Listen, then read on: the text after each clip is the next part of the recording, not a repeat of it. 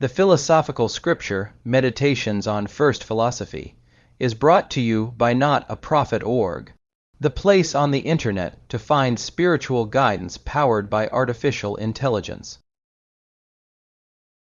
I shall now close my eyes, I shall stop my ears, I shall call away all my senses, I shall efface even from my thoughts all the images of corporeal things, or at least for that is hardly possible, I shall esteem them as vain and false, and thus holding converse only with myself and considering my own nature, I shall try little by little to reach a better knowledge of and a more familiar acquaintanceship with myself. I am a thing that thinks, that is to say, that doubts, affirms, denies, that knows a few things, that is ignorant of many, that loves, that hates, that wills, that desires, that also imagines and perceives, for as I remarked before, although the things which I perceive and imagine are perhaps nothing at all apart from me, and in themselves, I am nevertheless assured that these modes of thought, that I call perceptions and imaginations, inasmuch only as they are modes of thought, certainly reside and are met within me, and in the little that I have just said,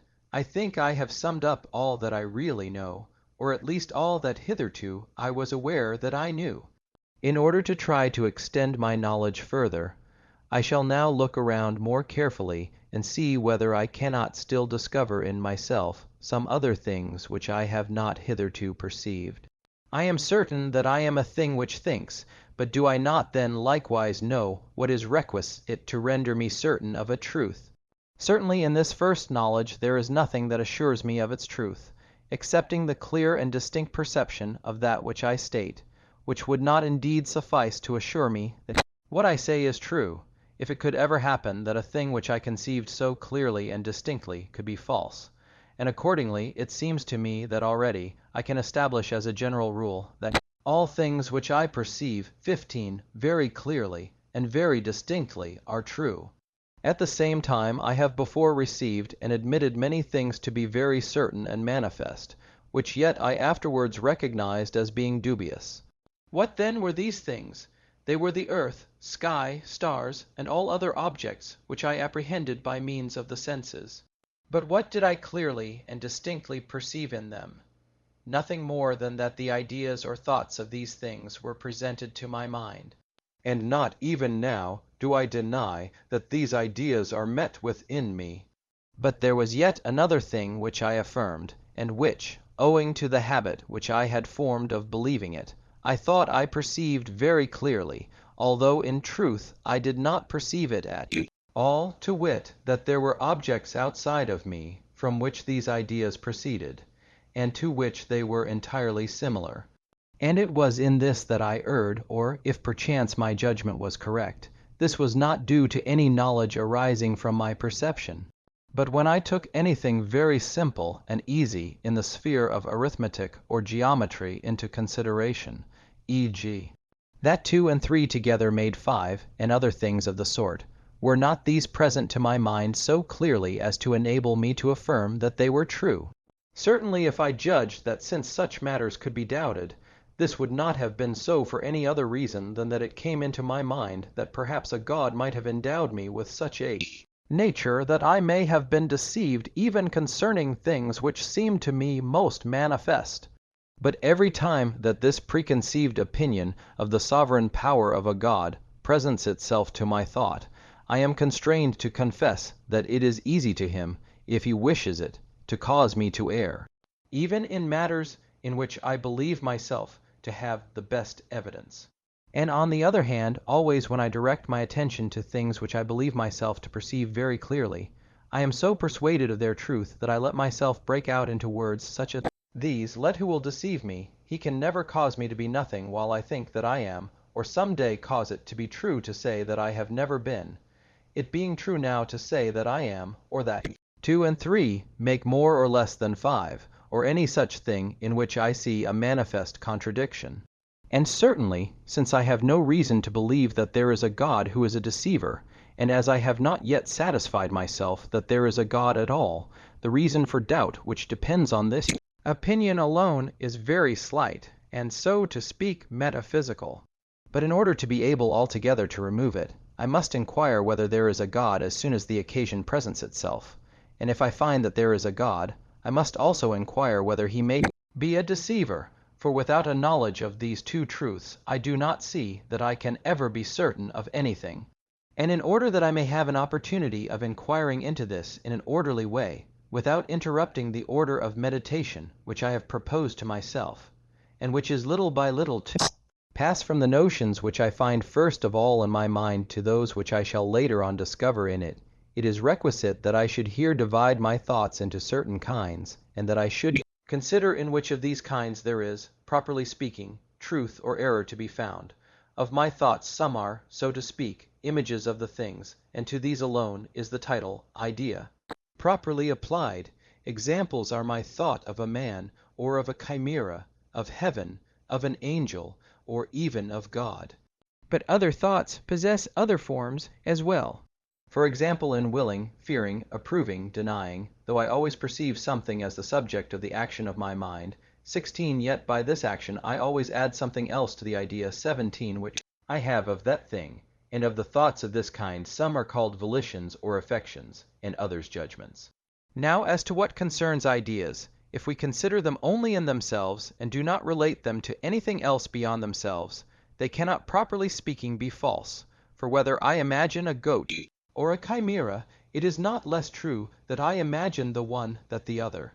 We must not fear likewise that falsity can enter into will and into affections, for although I may desire evil things, or even things that never existed, it is not the less true that I desire them. Thus there remains no more than the judgments which we make, in which I must take the greatest care not to deceive myself. But the principal error, and the commonest which we may meet with in them, consists in my judging that the ideas which are in me are similar or conformable to the things which are outside me. For without doubt, if I considered the ideas only as certain modes of my thoughts, without trying to relate them to anything beyond, they could scarcely give me material for error. But among these ideas some appear to me to be innate, some adventitious, and others to be formed or invented by myself. For as I have the power of understanding what is called a thing, or a truth, or a thought, it appears to me that I hold this power from no other source than my own nature.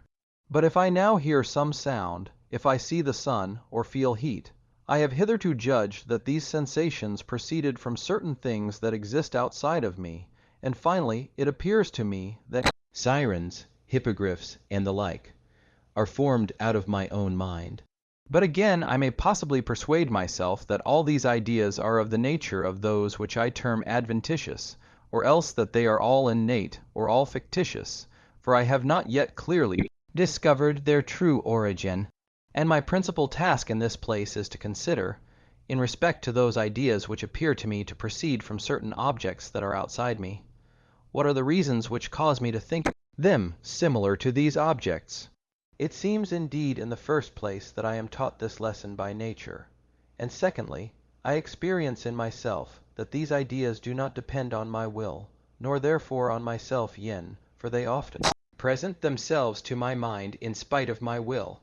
Just now, for instance, whether I will or whether I do not will, I feel heat, and thus I persuade myself that this feeling, or at least this idea of heat, is produced in me by something which is different from me, i.e., by the heat of the fire near which I sit, and nothing seems to me more obvious than to judge that this object imprints its likeness rather than anything else upon me. Now I must discover whether these proofs are sufficiently strong and convincing.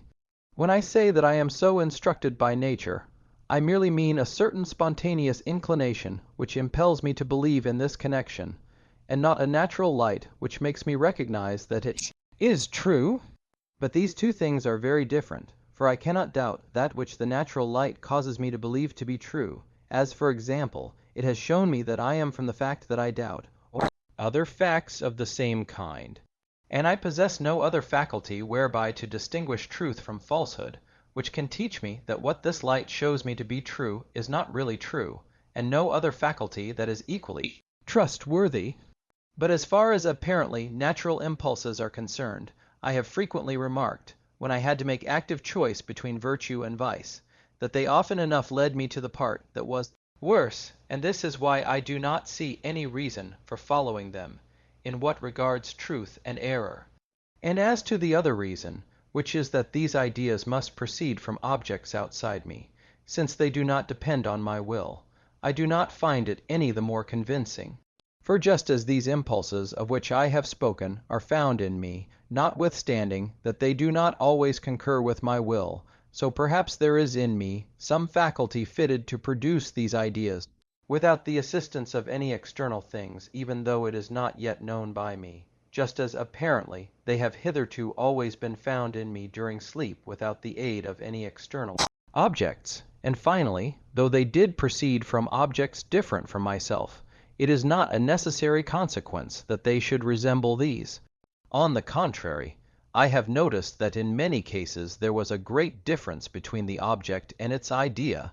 I find, for example, two completely diverse ideas of the sun in my mind. The one derives its origin from the senses, and should be placed in the category of adventitious ideas. According to this idea, the sun seems to be extremely small, but the other is derived from astronomical reasonings, i.e., is elicited from certain notions that are innate in me, or else it is formed by me in some other manner. In accordance with it, the sun appears to be several times greater than the earth. These two ideas cannot indeed both resemble the same sun, and reason makes me believe that the one which seems to have originated directly from the sun itself is the one which is most dissimilar to it.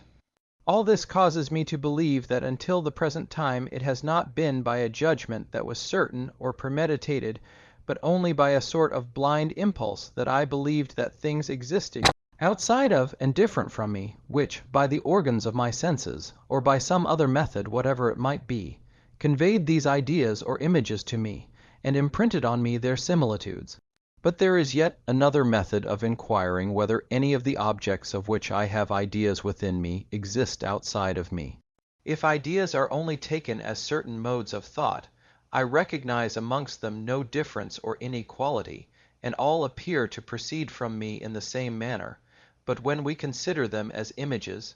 one representing one thing and the other another, it is clear that they are very different one from the other. There is no doubt that those which represent to me substances are something more, and contain, so to speak, more objective reality within them, that is to say, by representation participate in a higher degree of being or perfection than those that simply represent modes or accidents. And that idea again by which I understand a supreme God, eternal, infinite, immutable, omniscient,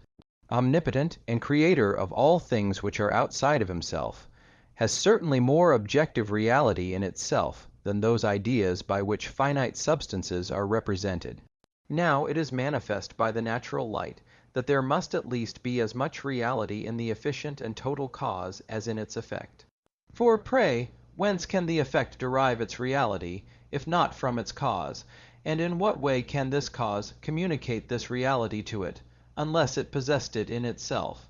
And from this it follows, not only that something cannot proceed from nothing, but likewise that what is more perfect yen, that is to say, which has more reality within itself yen, cannot proceed from less perfect. And this is not only evidently true of those effects which possess actual or formal reality, but also of the ideas in which we consider merely what is termed objective reality. To take an example, the stone which has not yet existed not only cannot now commence to be unless it has been produced by something which possesses within itself, either formally or eminently, all that enters into the composition of the stone, i.e.,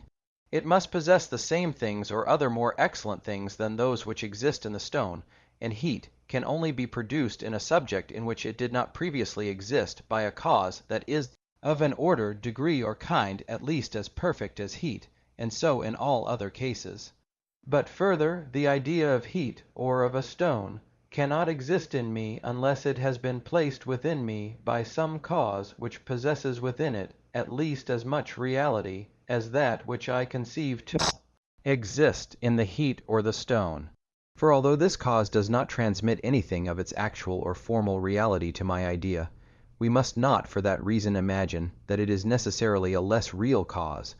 We must remember that since every idea is a work of the mind, Its nature is such that it demands of itself no other formal reality than that which it borrows from my thought, of which it is only a mode, i.e., a manner or way of thinking. But in order that an idea should contain some certain objective reality rather than another, it must without doubt derive it from some cause in which there is at least as much formal reality as this idea contains of objective reality. For if we imagine that something is found in an idea which is not found in the cause, it must then have been derived from naught. But however imperfect may be this mode of being by which a thing is objectively or by representation in the understanding by its idea, we cannot certainly say that this mode of being is nothing, nor consequently, that the idea derives its origin from nothing.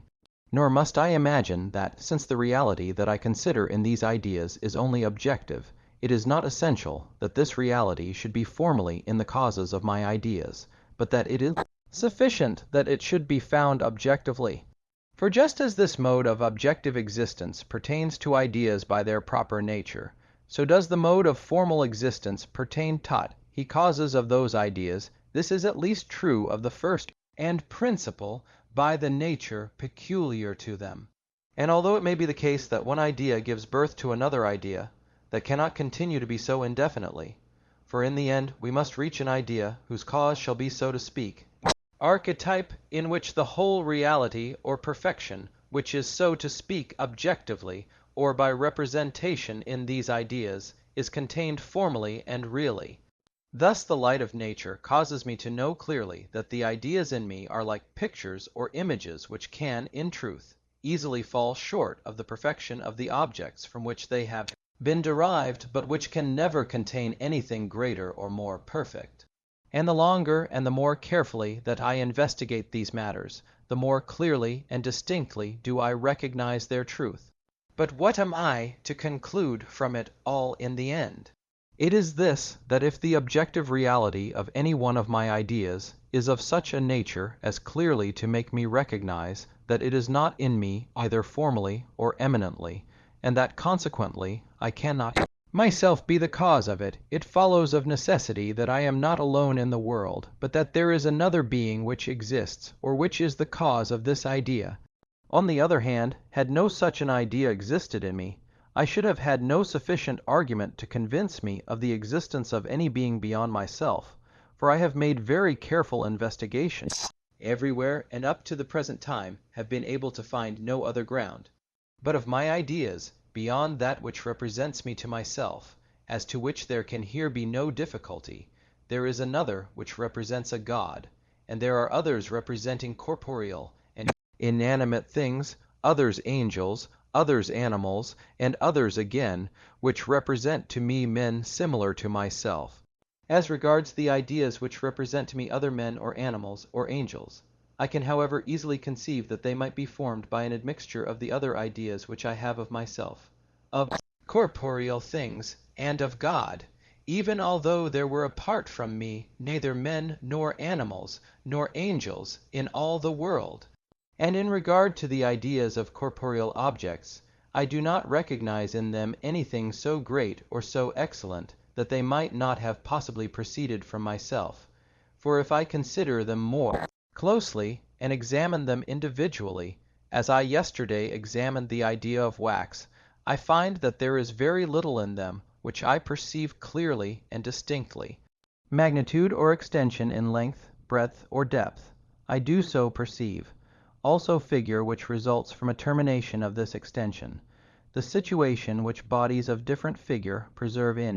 relation to one another, and movement or change of situation, to which we may also add substance, duration, and number. As to other things such as light, colors, sounds, scents, tastes, heat, cold, and the other tactile qualities, they are thought by me with so much obscurity and confusion that I do not even know if they are true or false, i.e., whether the ideas which I form of these qualities are actually the ideas of real objects or not, or whether they only represent chimeras which cannot exist in fact. For although I have before remarked that it is only in judgments that falsity, properly speaking, or formal falsity, can be met with, a certain material falsity may nevertheless be found in ideas, i.e., when these ideas represent what is nothing as though it were something. For example, the ideas which I have of cold and heat are so far from clear and distinct that by their means I cannot tell whether cold is merely a privation of heat,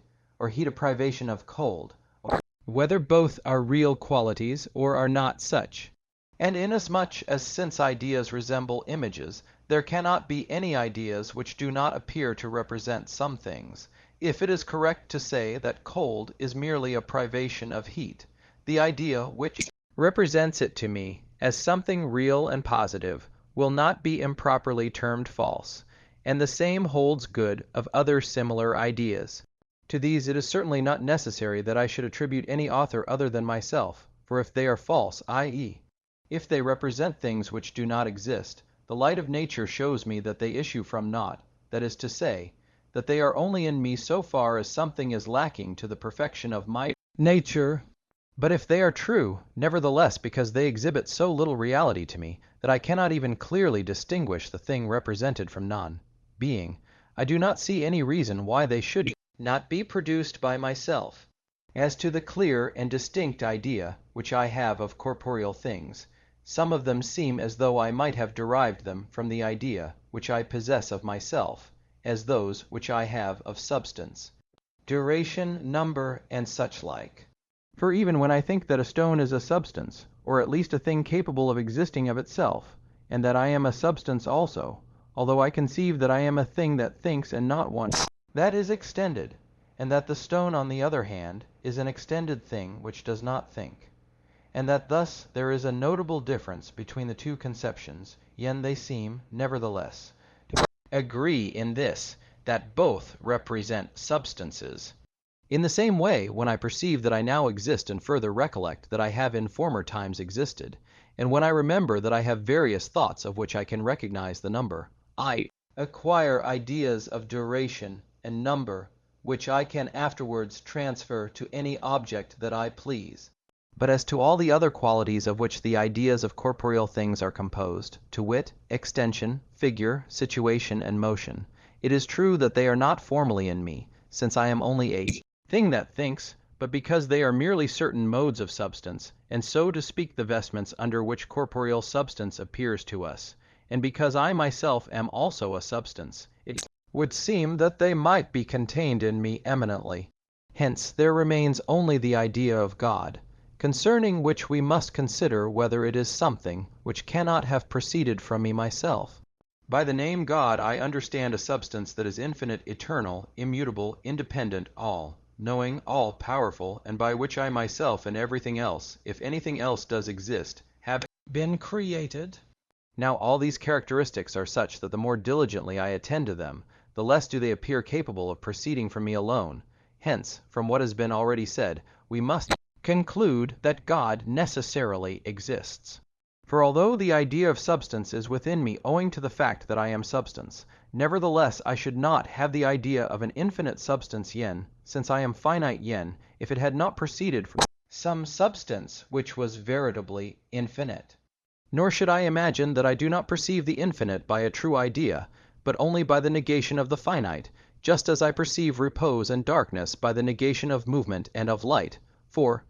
on the contrary, I see that there is manifestly more reality in infinite substance than in finite, and therefore that in some way I have in me the notion of the infinite earlier than the finite yen, to wit, the notion of God before that of myself. For how would it be possible that I should know that I doubt and desire, that is to say, that something is lacking to me, and that I am not quite perfect, unless I had within me some idea of a being more perfect than myself, in comparison with which I should recognize the deficiencies of my nature?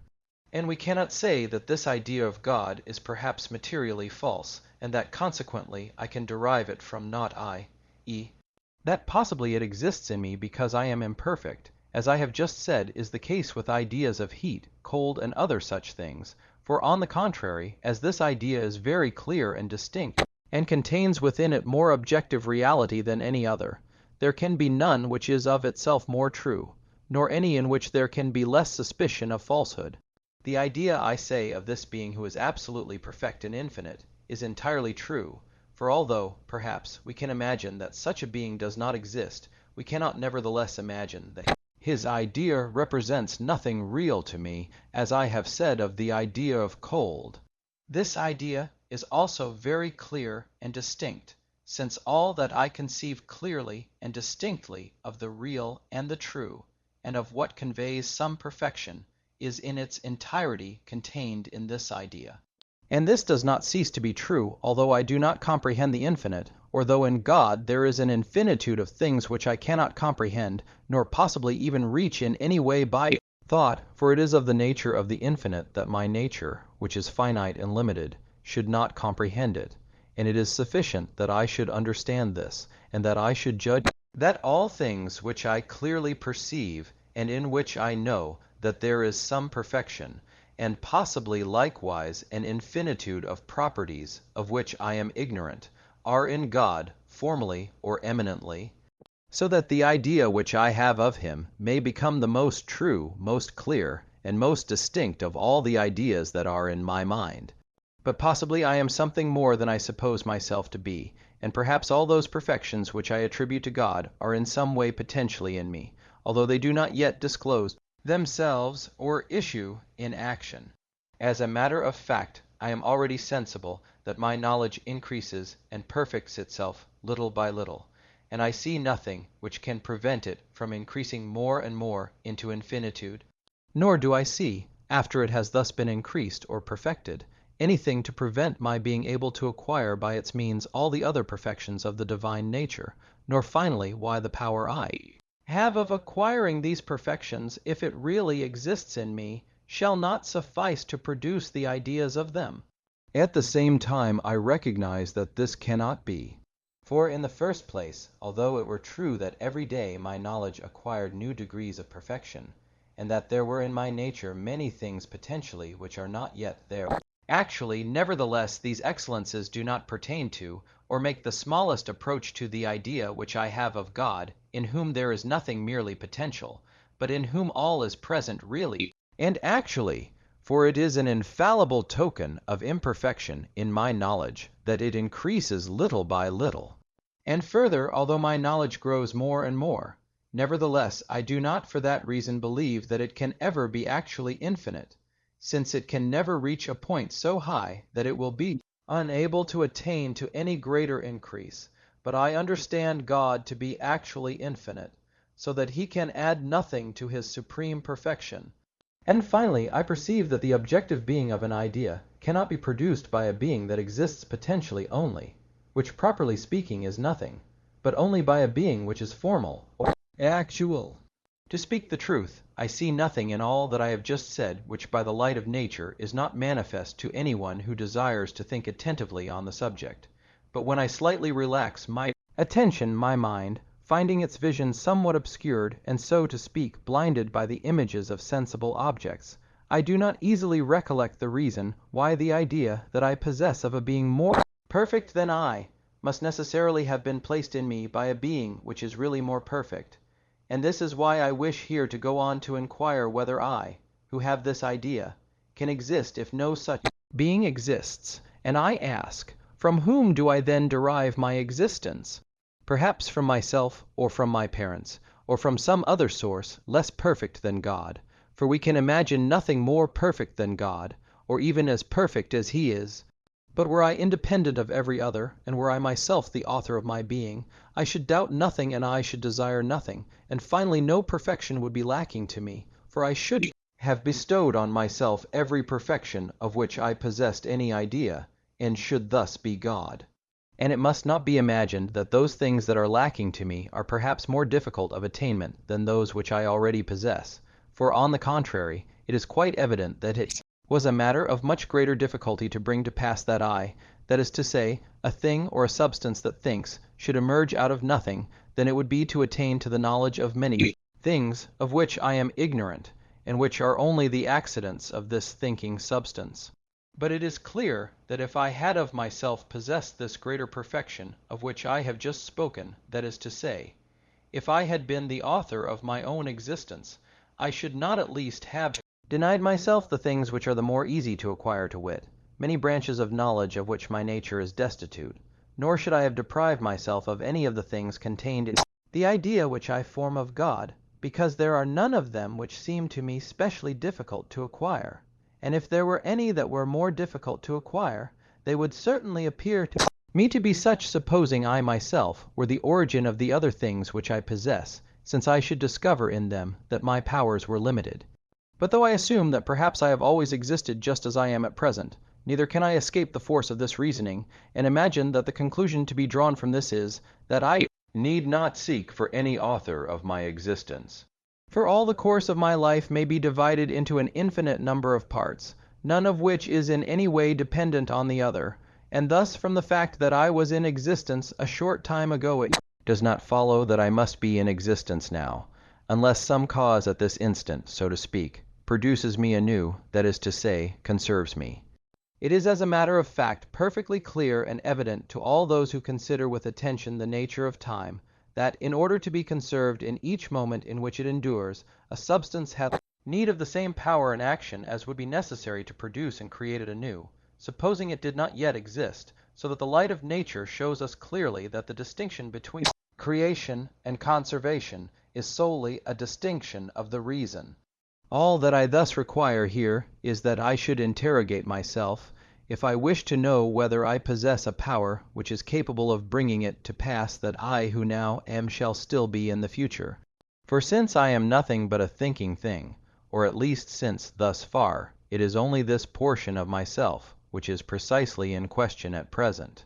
if such a power did reside in me, I should certainly be conscious of it, but I am conscious of nothing of the kind, and by this I know clearly that I depend on some being different from myself. Possibly, however, this being on which I depend is not that which I call God, and I am created either by my parents or by some other cause less perfect than God.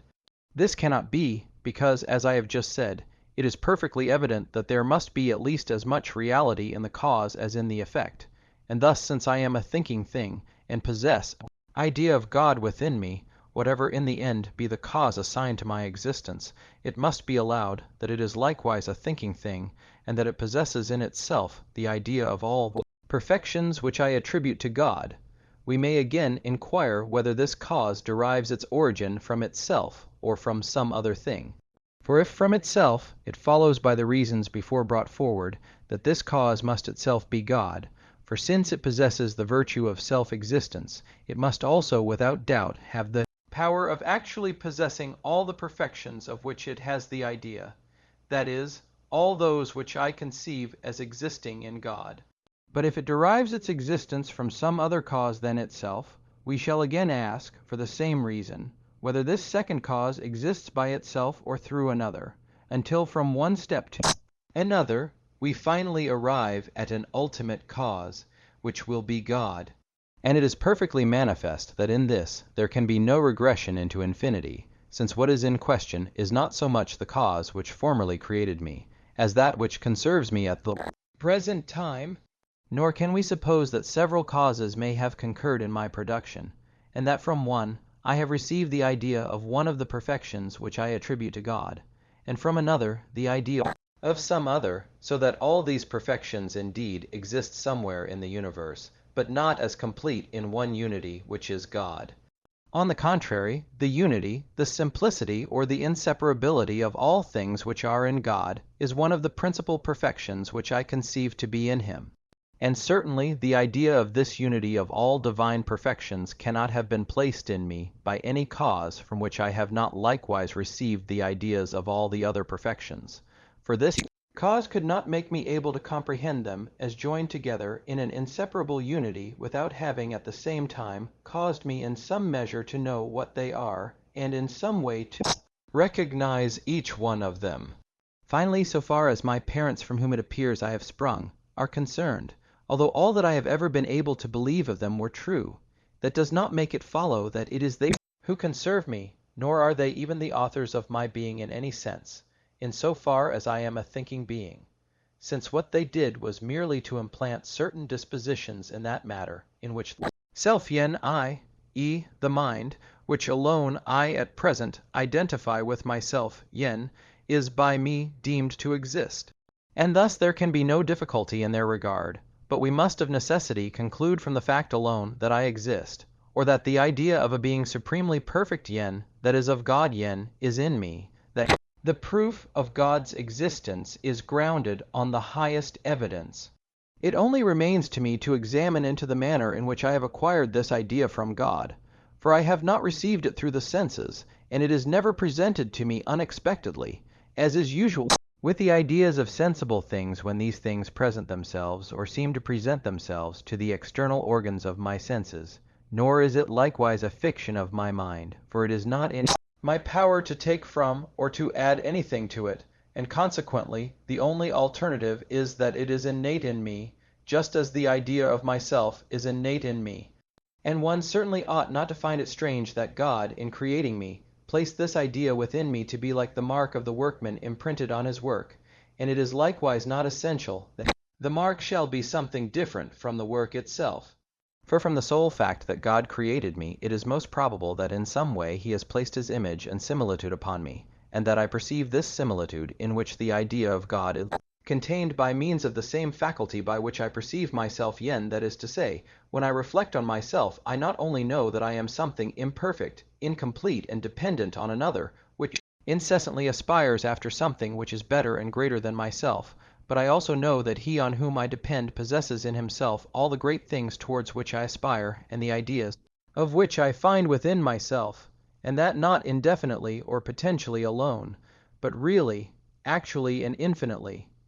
and that thus he is God. And the whole strength of the argument which I have here made use of to prove the existence of God consists in this, that I recognize that it is not possible that my nature should be what it is, and indeed that I should have in myself the idea of a God, if God did not veritably exist yen a God, I say, whose idea is in me, i.e., who possesses all those supreme perfections of which our mind may indeed have some idea, but without understanding them all, who is liable to no errors or defect, and who has none of all those marks which denote imperfection. From this it is manifest that he cannot be a deceiver, since the light of nature teaches us that fraud and deception necessarily proceed from some defect.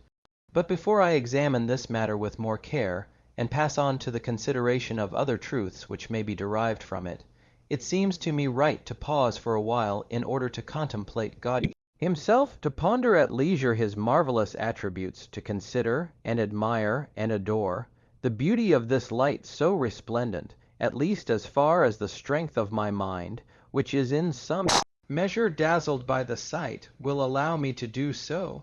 For just as faith teaches us that the supreme felicity of the other life consists only in this contemplation of the divine majesty, so we continue to learn by experience that a similar meditation, though incomparably less perfect, causes us to enjoy the greatest satisfaction of which we are capable in this life.